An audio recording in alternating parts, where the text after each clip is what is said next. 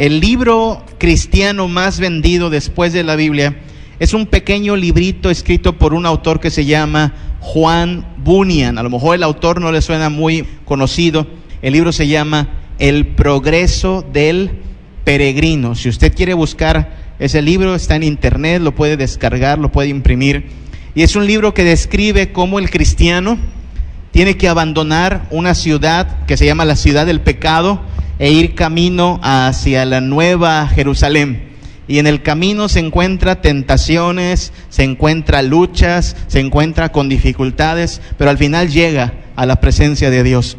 Prácticamente es una descripción de lo que nosotros estamos llamados a hacer, seguir hacia adelante y perseverar en Cristo. Ahora vamos al capítulo 2 de 2 de Pedro.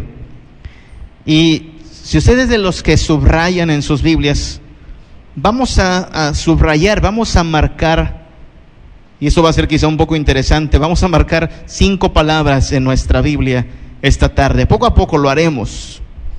Dice el versículo 5, desde el versículo 4, porque si Dios no perdonó a los ángeles que pecaron, sino que arrojándolos al infierno los entregó a prisiones de oscuridad para ser reservados a juicio, y si no perdonó al mundo antiguo, sino que guardó a Noé, pregonero de justicia, con otras 7 personas, trayendo el diluvio sobre el mundo de los impíos. Recuerde que impiedad es lo contrario a piedad. Y si condenó por destrucción a las ciudades de Sodoma y Gomorra, reduciéndolas a ceniza y poniéndolas de ejemplo a los que habían de vivir, nuevamente, impíamente, no piadosamente, impíamente, y libró al justo Lot, abrumado por la nefanda conducta de los malvados, porque este justo que moraba entre ellos afligía cada día su alma, viendo y oyendo los hechos inicuos de ellos. Note que el Señor pone a través de la carta de Pedro 3 ejemplos. Dice, mira, los ángeles pecaron y Dios no los tomó por inocentes. Hubo juicio. La gente de tiempos de Noé vivía impíamente y Dios no los tomó por inocentes. Hubo juicio, se llamó diluvio. Sodoma y Gomorra pecaba a como podían hacerlo, a todo lo que querían pecar, y no quedaron sin condenación. Lo que está diciendo Pedro es, ¿crees tú que vivir impíamente va a llevarte a algún buen lugar, algún buen final? ¿Acaso el impío piensa que va a quedar sin castigo? ¿Acaso cree el impío que Dios dará por inocente al culpable? La respuesta es de ninguna manera. Así es que la primera palabra que vamos a subrayar ahí es la palabra, y es a lo mejor un poco rara, pero lo vamos a subrayar. Versículo 6, Sodoma. Piensen en el versículo 6. Y si condenó por destrucción a las ciudades de Sodoma y Gomorra, reduciéndolas a ceniza. Sodoma. Génesis nos narra lo que pasaba en Sodoma. Era gente que parece que vivía muy bien, pero gente que vivía entregada al pecado, específicamente el pecado de la homosexualidad, pero también toda clase de vicios y perdiciones. Es tal su depravación que cuando el Hijo de Dios desciende a ver a Abraham, a visitar a Abraham junto con sus ángeles, y estos ángeles llegan a Sodoma, estuvieron a punto de violarlos, solo porque el Señor ejecutó su juicio. Hasta el día de hoy es tan marcado el pecado de Sodoma que también la homosexualidad es conocida como sodomía. Y miren lo que pasa. Dice el capítulo 2 de 2 de Pedro, el versículo 7, que ahí en Sodoma vivía Lot. Y no solo dice Lot, dice al justo Lot. Y este Lot, dice el versículo 7, estaba abrumado por la nefanda conducta de los malvados. Porque este justo, nuevamente dice justo, moraba entre ellos, pero no se unía a la fiesta. Vivía en Sodoma, pero no se igualaba a los de Sodoma. Vivía en Sodoma, pero mire lo que hacía: afligía cada día su alma justa, viendo y oyendo los hechos inicuos de ellos. La pregunta entonces, hermanos, es: ¿cómo viviremos los cristianos? ¿Cómo debe el cristiano, salvo por la sangre de Cristo, justificado por gracia por medio de la fe, llamado a crecer en Cristo, cómo debe vivir? Bueno, para nosotros sigue siendo como vivir en Sodoma, hermanos. Yo sé, usted dirá, vivimos en Mérida, sí, pero hermano, la situación moral, ética en la cual el mundo hoy existe es igual, si no es que peor, a como ocurría en los tiempos de Lot allá en Sodoma. Cuando usted y yo miramos a nuestro alrededor, sabemos algo: el mundo no está bien, hermanos. Mire, cuando vemos que en esta sociedad del siglo XXI, supuestamente una sociedad con mucho avance cultural, con mucha apertura de mente, una sociedad tan progresista, pero vemos que se practican los mismos pecados que en Sodoma o peores. Dice John MacArthur, un autor de nuestros tiempos, que quizá hoy hay tanto pecado, más pecado, que los habitantes de Sodoma se sentirían avergonzados si vieran a qué punto hemos llegado, ¿sabe? Cuando vemos que se casan hombres con hombres y mujeres con mujeres, y esto es legitimado legalmente. Cuando vemos que los niños son asesinados, porque no se le puede llamar de otra forma al aborto, es un asesinato en el vientre de su madre. Cuando vemos que las chicas se embarazan a los 12, a los 11, a los 10 años y que se reparten preservativos como si fueran caramelos. Cuando la familia está tan fragmentada que los hijos ya no conocen a sus padres, usted sabe que este mundo no está bien. Vivimos en Sodoma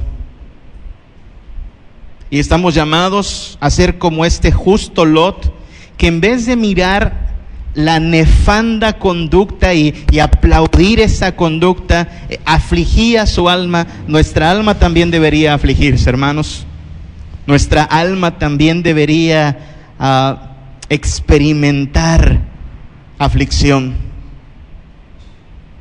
No me pierda segunda de Pedro, pero vamos a Romanos capítulo 1,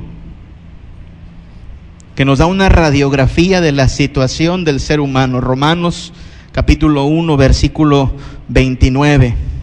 Estando atestados, dice Romanos 1, 29, estando atestados de toda injusticia, fornicación, perversidad, avaricia, maldad, llenos de envidia, homicidios, contiendas, engaños, malignidades, murmuradores, detractores, aborrecedores de Dios, injuriosos, soberbios, altivos, inventores de males, desobedientes a los padres, necios, desleales, sin afecto natural, implacables, sin misericordia, quienes, habiendo entendido el juicio de Dios, que los que practican tales cosas son dignos de muerte, no solo las hacen, sino que se complacen con los que las practican. Esta es la situación del mundo en que vivimos, hermanos. Por eso a mí me sorprende cuando alguien dice: el ser humano tiene gran potencial para esto, imagínense. Para esto tiene potencial. El ser humano es una mina de virtudes. Aquí dice que el ser humano está, versículo 29, en Romanos 1, atestado. La implicación de la palabra atestado es está lleno, atiborrado de todo esto. Ese es el mundo en que vivimos. No es solo el mundo en que vivió Pablo, no es solo el mundo en que vivió Lot, no es solo el mundo en que vivió Noé, es el mundo en que usted y yo vivimos. Es el mundo en el cual mañana se van a desarrollar su empleo, la escuela de nuestros hijos. Es el mundo en el cual nos movemos entre semana. Y es el mundo en el cual estamos llamados también a afligir nuestra alma como lo hacía Lot. Uno no espera que el cristiano mañana, andando en el mundo, se amolde al mundo y practique lo mismo que el mundo practica. No somos camaleones, somos ovejas. Los camaleones se adaptan al entorno, las ovejas escuchan a su pastor, el Señor Jesucristo. El mundo no está bien. Volvamos a 2 de Pedro 2. Dios no perdonó a Sodoma y Gomorra. Eso es lo que dice el versículo 6. Si Sodoma y Gomorra quedaron reducidas a cenizas, ¿por qué pensamos que el impío va a salir librado? El mundo no está bien, hermanos. Cuando vemos la prostitución, la violencia, la corrupción, el problema es que México es conocido como un país corrupto, el vicio, la inmoralidad, el doble sentido, la vulgaridad, la indecencia, el adulterio, la obscenidad, el fanatismo, el libertinaje, la vanidad, el materialismo en que vivimos. Y se mira, ese es el problema, se mira como algo normal. Ese es el problema, que se mira como algo normal. Lo normal es que hoy un chico, una chica, ¿de qué quiere? 15 años, 16 años, ya no es virgen. Eso es lo normal. O sea, es raro encontrar al chico o a la chica que se ha mantenido casto. De hecho, es visto como un bicho raro. Por supuesto, entre los creyentes eso no es normal. Entre los creyentes lo normal es lo que es puro, lo que es digno y agradable delante de Dios. Lo normal es que engañes a tu esposa. Eso es normal. O que la esposa engañe al esposo. Eso es normal en el mundo en que vivimos. Pero entre los hijos de Dios eso no es normal.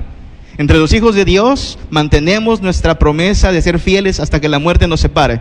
Lo normal es que seamos corruptos. Eso es lo normal en este mundo, en este país. Todo se arregla con una feria, todo se arregla con una lana. Así piensa el mundo en el que vivimos. Cada quien tiene su precio y entonces la corrupción somos todos. ¡Viva México!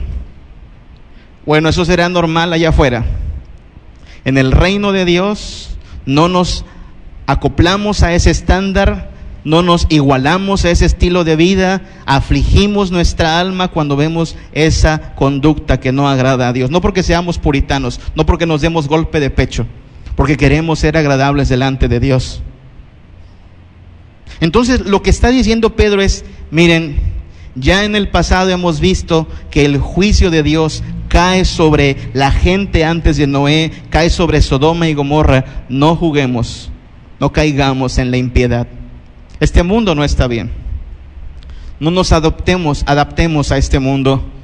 No nos acoplemos a este mundo. Estamos llamados a salir de este mundo. Por eso Pedro utiliza en sus cartas palabras como peregrinos. Somos peregrinos. Somos extranjeros.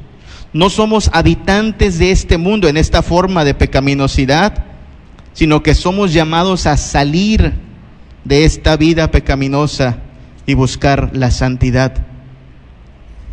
Ahora vamos a avanzar un poco más en 2 de Pedro capítulo 2.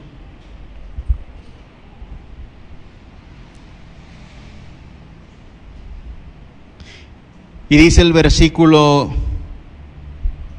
9: ¿sabe el Señor librar de la tentación a los piadosos y reservar a los injustos para ser castigados en el día del juicio? Note esa palabra, reservarlos. ¿Creen que se están dando la gran vida? ¿Creen que están viviendo la vida a todo lo que da? Tranquilo, espérate el día del juicio y vas a ver cómo les va.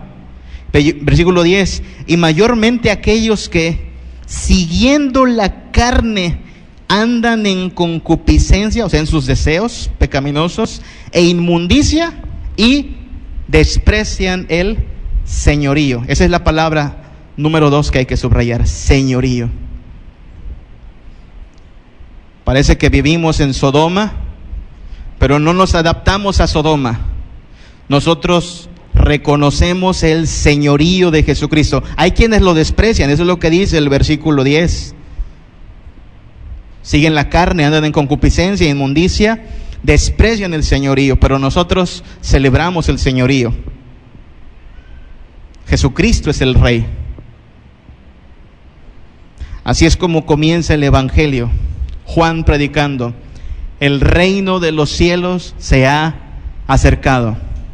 Agarraron a Juan, le cortaron la cabeza y empieza Jesús a predicar: el reino de los cielos se ha acercado. Hoy estamos a 22, ¿sí? Hace apenas un mes, el mundo en general estaba celebrando Navidad, o estaba a punto de celebrar Navidad, ¿se acuerda? Pero como lo advertíamos hace un mes, para la gente del mundo en que vivimos, la gente que no entiende esto del señorío, Navidad es una pachanga más. Navidad es un momento para hacer brindis y darse regalos y hacer comidas muy ricas. Pero lo que nosotros celebrábamos en Navidad era ¿qué cosa? Ha nacido el Rey, el Señor. La definición del cristianismo es: Jesús es el Señor, entiéndase, Él es Rey, y si nos vamos a dirigir a Él será en esos términos: Rey, soberano, supremo. Él manda y nosotros obedecemos. Romanos capítulo 14,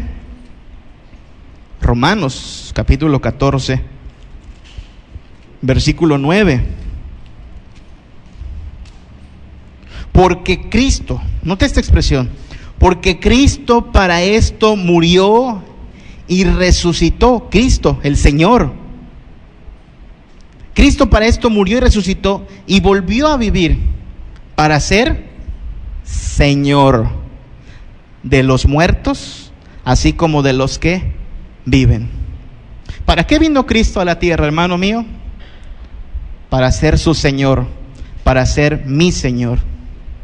Vino, sí, como siervo, vino, sí, a sacrificarse, vino, sí, a morir por nosotros, pero Él no quiere nada más y nada menos que ser nuestro Señor, nuestro Rey.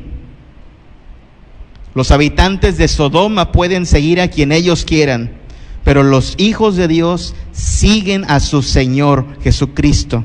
Y se someten a Él y se entregan a Él y le aman con todo su corazón, porque ahora sabemos cuánto está dispuesto Él a hacer para mostrarnos su amor. Segunda a los Corintios capítulo 5 versículo 15. Segunda a los Corintios 5:15. Y por todos murió, hablando de Cristo, por todos murió. Nota esta expresión: para que los que viven, usted y yo, ya no vivan para sí, sino para aquel que murió y resucitó por ellos. ¿Oyó eso? Cristo, ¿por qué Cristo vino y murió por usted y por mí? Para que usted y yo ya no vivamos para nosotros mismos. El mundo en que vivimos está acostumbrado a vivir para uno mismo. La gente que no tiene a Dios como su Salvador y Señor vive para sí misma. ¿Sí? Sigue su lema de vida, es primero yo, después yo y al último yo. Viven centrados en sí mismos. Lo que me gusta, lo que me agrada, lo que quiero, mis anhelos, mis sueños, mis propósitos. La gente vive así. El cristiano no vive así. A partir de que usted y yo hemos sido comprados por sangre, a partir de que usted y yo hemos sido clavados con Cristo, como mismo Pablo decía, ya no vivo yo, Cristo vive en mí. Hemos perdido los derechos que supuestamente teníamos, hemos sacrificado, hemos entregado cualquier intento de gobernar sobre nuestras vidas y hemos cedido ese gobierno al Señor. Ese es el señorío de Cristo, el imperio de Jesucristo. No vivimos en el imperio de las pasiones humanas, no seguimos nuestras pasiones. No vivimos en el imperio de nuestros sentimientos, no seguimos esos sentimientos. No queremos vivir bajo el imperio del humanismo, no queremos vivir bajo el imperio de los instintos, queremos vivir bajo el imperio de nuestro Señor Jesucristo. Si alguien quiere vivir para sus sentimientos, si alguien quiere vivir para sus pasiones, si alguien quiere vivir para sí mismo, ándese a Sodoma. Ahí vive la gente así. Pero este es el reino del Señor Jesucristo. Y en el reino del Señor Jesucristo, el Señor es Él, el Rey es Él. Claro, la gente sigue viviendo como se le antoja, pero volvamos a 2 de Pedro, capítulo 2. El mismo destino que le esperó a Sodoma y Gomorra le espera a la gente. Versículo 9, está reservada esta gente para ser castigada en el día del juicio. Desprecian el señorío, dice el versículo 10. Usted y yo no despreciamos el señorío. Espero que no. Celebramos el señorío. Celebramos que Cristo gobierne. De hecho, nos debería doler cuando todavía nos rebelamos ante Cristo. Y deberíamos llegar en arrepentimiento ante Él cuando hacemos nuestra voluntad antes que la voluntad de Dios. Pero celebramos el dominio de Cristo.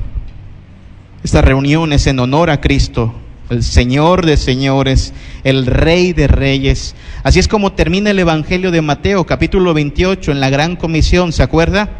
Jesús se acerca a sus discípulos y le dice: toda potestad me es dada en el cielo y en la tierra. Cuando dice toda potestad me es dada, es yo mando. Y si toda potestad le es dada en el cielo y en la tierra, ¿cree usted que nos podemos atrever a decir: mira, Dios, está bien, pero en mi vida mando yo? ¿Sabes? Usted no puede hacer eso. A menos que quieran darse a Sodoma, ahí sí hacen eso. Pero vea lo que les espera. Usted y yo reconocemos ese señorío. Por eso a Jesús le llamamos Rey de reyes, Señor de señores. Hermano mío, ¿es Jesús tu Rey? ¿Es Jesús el Rey de tu vida?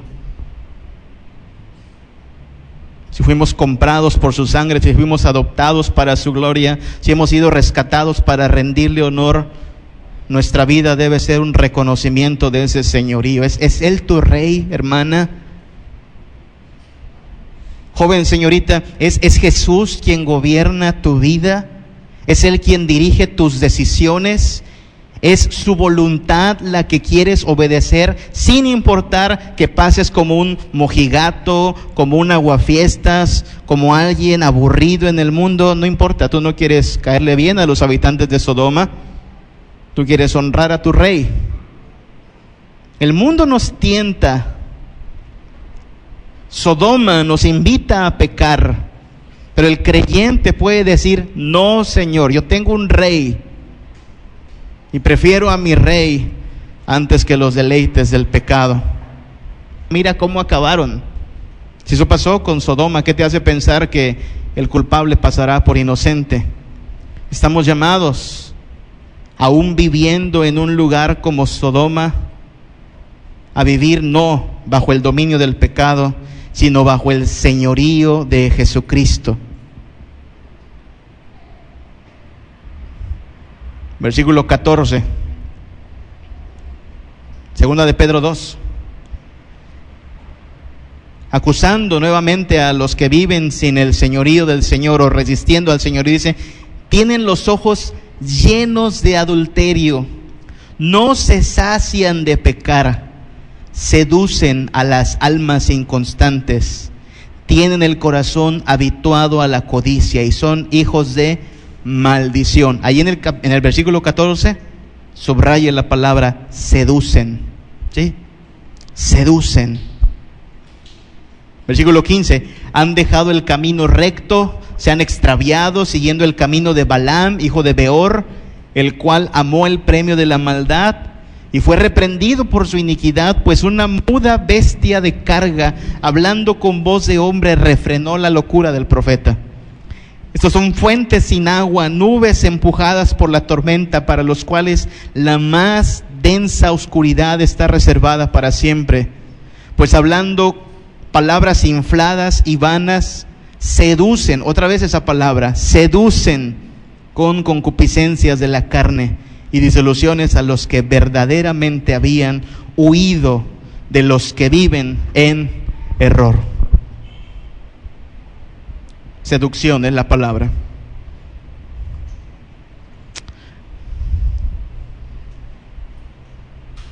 ¿Sabe cuál es el problema del pecado, hermano? Y el problema de cómo le hablamos a veces a nuestros hijos y a nuestros jóvenes del pecado. Les hablamos del pecado así como algo monstruoso, algo feo, ¿no? Algunos crecimos así, nos decían, si pecas te vas a sentir bien mal. No es cierto, se siente requete bien. Oye, el pecado es algo feo, horrible. No, está bien chévere. Si no fuera así, la gente no pecaría.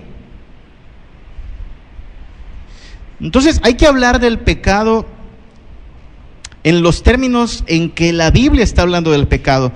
El pecado es seductor. ¿Notó las palabras? Seduce, es seductor. Y hay que decirle a nuestros niños y jóvenes, y aún a uno mismo, el pecado es un deleite, hermanos. Pero aclaremos qué clase de deleite es. Es un deleite temporal y destructor. Es decir, aunque se siente bien y aunque se percibe bien y es tan seductor, tarde que temprano acaba dejándonos vacíos y acaba destruyéndonos y llevándonos a condenación. Como habitantes de un mundo que se parece o es peor que Sodoma, como hijos de Dios llamados a reconocer el señorío de Jesucristo, no podemos minimizar la naturaleza seductora del pecado, porque si lo hacemos podríamos caer en peligro de no darnos cuenta de cuando somos tentados o cuando somos probados, que el pecado nunca se pinta a la vista con todo lo grotesco y con todo lo malo que va a acabar siendo. Siempre se pinta de manera seductora, de manera deliciosa. Pecar es un deleite, pero es un deleite temporal y destructor. Mire lo que dice el versículo 13. Recibiendo el galardón de su injusticia, ya que tienen ¿por qué? Delicia, gozar de deleites cada día. Pero mire lo que son sus deleites. Estos son inmundicias y manchas, quienes aún mientras comen con vosotros se recrean en sus errores. Aquí es donde se pone un poco intensa la cosa, ¿sabe? Recuerde a quién está escribiendo Pedro, porque lo dijimos desde el primer domingo que hablamos de esta carta. No está escribiéndole a los que se congregan en la cantina a diario. No está escribiéndole a los que recurren al prostíbulo cada fin de semana. No le está escribiendo a los que se van al antro o a los que se la pasan en el casino. ¿A quién escribió Pedro esta carta? Capítulo 1, segunda de Pedro 1, versículo 1. Simón Pedro, siervo y apóstol de Jesucristo, a los que habéis alcanzado por la justicia de nuestro Dios y Salvador Jesucristo, una fe igualmente preciosa que la nuestra. ¿A quién escribe Pedro? A la iglesia, a gente que está en el proceso de ser santificada. Y estas palabras del capítulo 2, versículo 13. Estos, note las expresiones, son inmundicias y manchas, quienes aún mientras comen con vosotros se recrean en sus errores. ¿Nota lo que está diciendo Pedro? Está diciendo, miren hermanos, es posible que entre los que se congregan, unos son como Lot, que viendo el mundo en que viven, su corazón está descontento. Pero otros entre ustedes, requete bien que se adaptan a ese mundo y andan en esos deleites y se recrean en ese pecado y luego vienen y se sientan a la mesa junto con ustedes. ¿Les suena la expresión de Jesús? Trigo y cizaña, ovejas y cabritos. Hay gente que actúa como Lot, que aunque vive en Sodoma, no se iguala a los habitantes de Sodoma, se somete al señorío de Cristo. Pero hay gente que en vez de someterse al señorío de Cristo, se deja llevar, se deja arrastrar por la seducción del pecado. Es un deleite ciertamente, pero es temporal y es destructor. Lo que la palabra de Dios nos dice a cada uno de nosotros es: no juegues a ser cristiano. No le juegues al religioso. No puedes tener un pie en Sodoma y un pie en el reino de Dios. Así no es la vida cristiana. Tú tienes que huir de la concupiscencia, tienes que huir de la perdición y vivir en santidad a Jesucristo. Tienes que definir de qué lado estás. Y por más seductor que sea el pecado, pierde su poder cuando entendemos que es un deleite solo temporal y destructor. Mire lo que dice el versículo 14. Cómo es la gente que se deja llevar por el pecado. Aunque tiene los ojos llenos de adulterio, dice, versículo 14, no se sacia de pecar. ¿Oyó esa parte? No se sacia. Así es el pecado. No hay saciedad. Puede irse de juerga tanto como quiera, puede acostarse con cuantos quiera, puede comprarse toda la ropa que quiera, puede vivir en todos los deleites de este mundo terrenal que quiera, y al final no se sacia. Vacío, hueco. Cada vez por eso más gente se quita la vida, cada vez por eso la gente cae más presa de vicios, porque su vida ha perdido sentido. Y mientras más se revuelque, más vacío va a estar. Versículo 17. Son fuentes sin agua, nubes empujadas por la tormenta. Note esa expresión, fuentes sin agua. Cuando dice fuentes sin agua, se refiere a una especie como de llave, ¿sí? ¿Alguna vez usted se ha quedado sin agua en su casa? ¿Sí? Va al grifo y le abre y no sale nada. ¿Qué se siente? Frustración. Pues así vive el que se adapta a la vida como es en este mundo, frustrado. Esperaba que me llenara, esperaba que fuera wow, lo máximo. No salió nada. Fuentes sin agua. Frustración. Inestabilidad, dice el versículo 17. No solo son fuentes sin agua, son nubes empujadas por la tormenta. ¿Ha visto esas nubes que solo pasan por donde se les lleva el viento? Inestables. Así es la vida de la persona que no tiene a Cristo como su Señor, que se deja llevar por el viento de este mundo. Inestable. Todo el tiempo está inestable, todo el tiempo está ansioso, todo el tiempo está cambiando. Cambia de moda, cambia de look, cambia de auto, cambia de celular, cambia de novia, cambia todo. Inestable, inconstante y aún así vacío y frustrado. Versículo 19.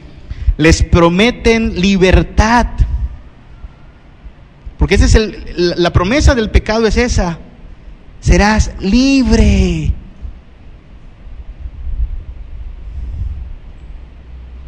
Uno de los que más promovieron esto fue un señor llamado Sigmund Freud.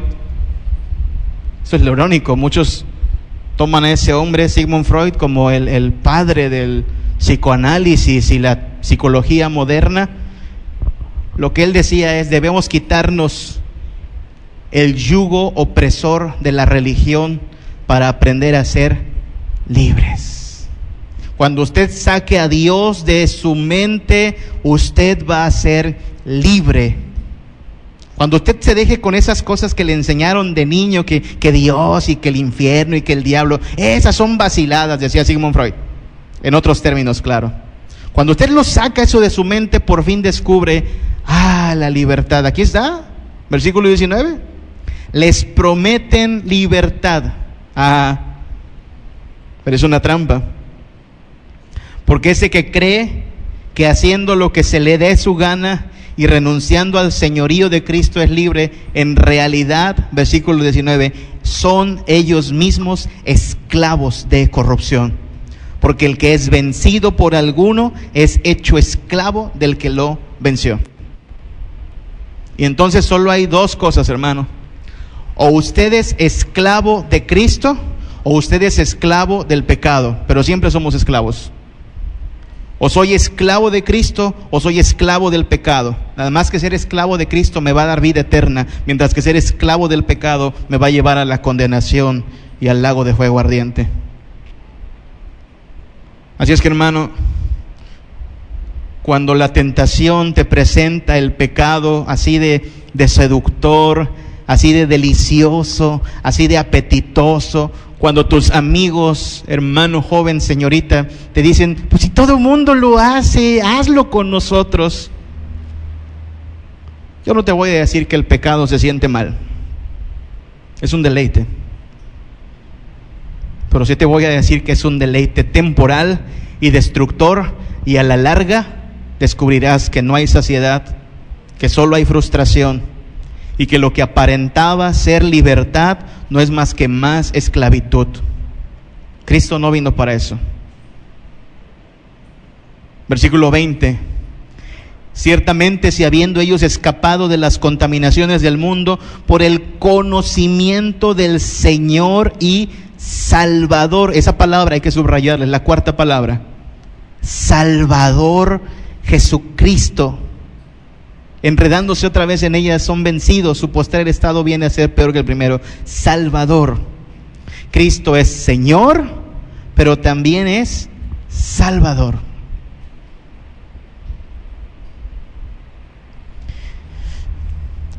Y cuando hablamos de Salvador, a veces pensamos en que nos viene a salvar del pecado. Pero recuerde que el pecado es una falsificación del gozo. El pecado es un gozo temporal, vacío y destructor. Pues de eso vino a salvarnos Jesús.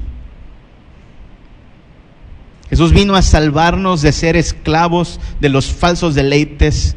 Vino a salvarnos de ir tras algo que no sacia nunca.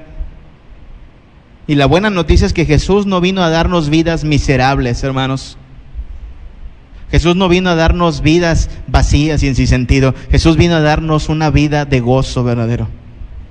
Jesús quiere nuestro gozo. Es quizá este el punto en el cual es más malinterpretado el cristianismo en este mundo. La gente que no entiende esto del evangelio, hablan de haber venido a Cristo como si haber venido a Cristo le hubiera quitado el gozo. Yo antes me divertía mucho, pero desde que vine a Cristo, pues ya no salgo a fiestas, ya no salgo con mis amigos, tuve que dejar todo lo que hacía antes. Hablan de haber venido a Cristo como si haber venido a Cristo le hubiera quitado el gozo, cuando es todo lo contrario. Aquello que parecía gozo, aquello que parecía felicidad, era basura, era revolcarse en el estiércol. Cristo vino a darnos verdadero gozo y verdadera felicidad. Juan 15:11. Jesús, Juan 15:11. Estas cosas os he hablado para que mi gozo esté en vosotros y vuestro gozo sea cumplido. Cristo quiere que tengamos gozo. Un gozo que no puede quitarnos nada ni nadie. Por eso, como reformados, declaramos esta verdad, que el fin principal del hombre es glorificar a Dios y pasársela aburrida toda la vida. No, Señor, glorificar a Dios y gozar de Él para siempre. El Señor no nos está invitando a una eternidad de aburrimiento y miseria. El Señor nos está invitando a una eternidad de gozo, de delicias a su diestra para siempre. Por eso cuando la Biblia cierra Apocalipsis no termina con un funeral. Corrección, sí termina con un funeral, el funeral de los perdidos. Ellos van al infierno, pero los redimidos de Dios entran en una fiesta eterna, la fiesta de las bodas del Cordero. Gozo, alegría, plena, eterna, santificadora, gloriosa. ¿Por qué cree que las palabras de Jesús al siervo que termine la carrera, Mateo 25:21, son estas? Bien, buen siervo fiel, sobre poco has sido fiel, sobre mucho te pondré. Entra, ¿dónde? En el gozo de tu Señor. Así es que cuando alguien empiece a hablar de, ay, qué aburridos son los cristianos, ay, los cristianos no hacen nada chévere, no sabes de lo que hablas. Por supuesto, para el mundo, el que nosotros tengamos gozo suficiente en Cristo parece cosa extraña. Para los habitantes de Sodoma, Lot era un aguafiestas, pero nosotros queremos vivir bajo el señorío de Cristo, nuestro Rey, pero también nuestro Salvador. Juan 16:22, Jesús dice, vosotros ahora tenéis tristeza, pero os volveré a ver, y se gozará vuestro corazón, y nadie os quitará vuestro gozo. Gozo. Que no se nos acuse de vivir vidas sin gozo. Todo lo contrario. Ahora sabemos lo que es el gozo verdadero. En Cristo sabemos lo que es la felicidad verdadera. No la clase de felicidad que se compra o que se paga por horas o por botellas. No la clase de felicidad que se vende al mejor postor. La clase de felicidad que costó la sangre del Hijo de Dios para librarnos de los sustitutos baratos y falsos del gozo y llevarnos de vuelta a la única fuente de vida y de gozo verdadero que es Cristo. Ahora, este camino de gozo es un andar en la voluntad de Dios. Y termina el hermano Pedro, segunda de Pedro 2, versículo 20 al 22. Es una advertencia para usted y para mí. Como le digo, no podemos vivir con un pie en Sodoma y un pie en el reino de Dios. Así no es la cosa. Versículo 20.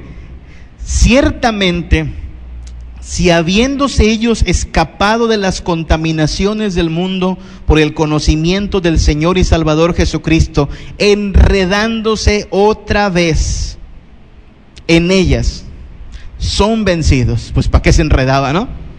Enredándose otra vez en ellas, son vencidos.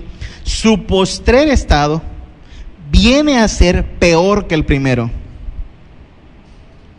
Esa es una advertencia seria. Porque mejor les hubiera sido no haber conocido el camino de la justicia, que después de haberlo conocido, volverse atrás del santo mandamiento que les fue dado. Pero les ha acontecido lo del verdadero proverbio: el perro vuelve a su vómito, y la puerca lavada a revolcarse en el cieno. Ahora, al leer esto, usted y yo deberíamos decir, yo no quiero que eso me pase. Yo no quiero a estas alturas, después de haber conocido el Evangelio, después de haber escuchado y entendido, volver como el perro vuelve a su vómito, volver como la puerca lavada a revolcarse en el fango. No queremos volver atrás. La clave está aquí. Versículo 21. Que estas personas, después de haber conocido, volvieron atrás del santo mandamiento. Note esa palabra y la vamos a subrayar, es la última. Santo.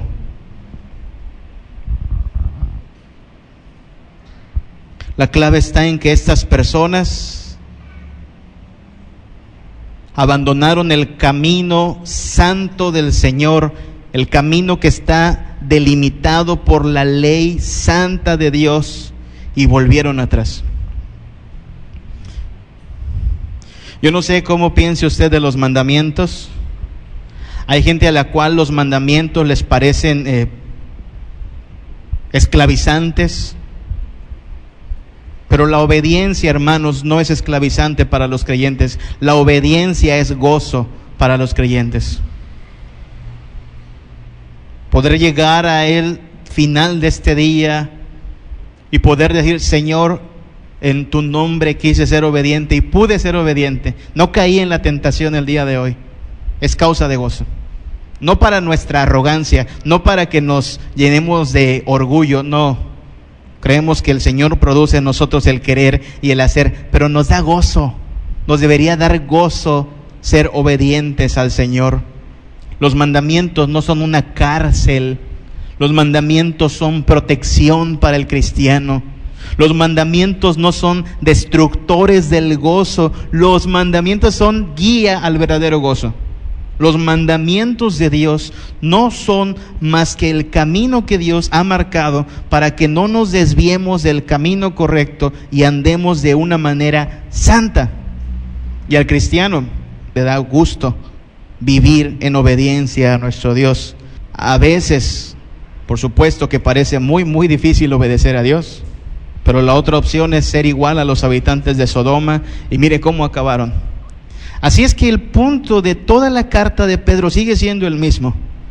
Ocupémonos de vivir piadosamente, sigamos hacia adelante. Sí, hay muchas distracciones en el camino, sí, son muy seductoras, pero Cristo no nos está ofreciendo algo menos que eso.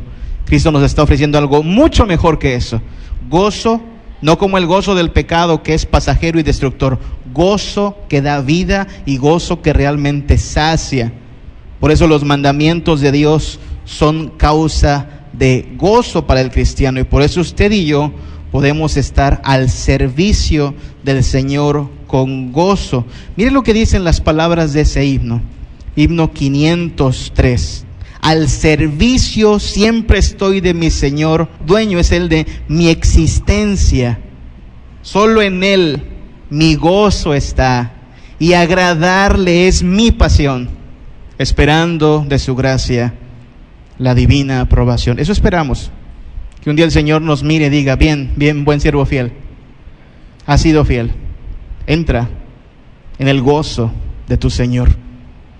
No volvamos atrás, sigamos adelante en Cristo, para su gloria, por nuestro gozo. Oremos. Padre Santo, danos más de tu gracia. No es muy diferente la situación en que vivimos a la situación en que vivía Lot, a la situación en que vivía Noé, con tanta perdición, con tanto engaño, que a la vez luce tan seductor. Pero Padre, que tu luz nos ayude a ver las cosas como son, que podamos huir de la corrupción, que podamos renunciar a la impiedad, que podamos deleitarnos en tu santidad, Padre. Que Cristo crucificado pero también resucitado sea el Señor de nuestra vida. Que no seamos dirigidos por cosas vanas, sino por su señorío, Padre. Y que estemos siempre a su servicio. Padre, que seamos fieles hasta el final. Que acabemos la carrera, que podamos un día entrar por las puertas de tu ciudad celestial y ser bienvenidos. Que podamos escuchar de ti el veredicto de que somos aceptados. Llévanos a conocerte más, a vivir en obediencia a ti, y que tus mandamientos no nos sean gravosos, que tus mandamientos no nos sean una carga, sino que nos sean un deleite, Padre, y que el pecado no sea amargo, y que entonces, Padre, perseveremos en ser santificados. Bendice a tu pueblo, bendícenos, Padre, llénanos de tu gracia y de tu amor, danos tu gozo y tu alegría, Padre, te lo pedimos por Cristo Jesús. Amén.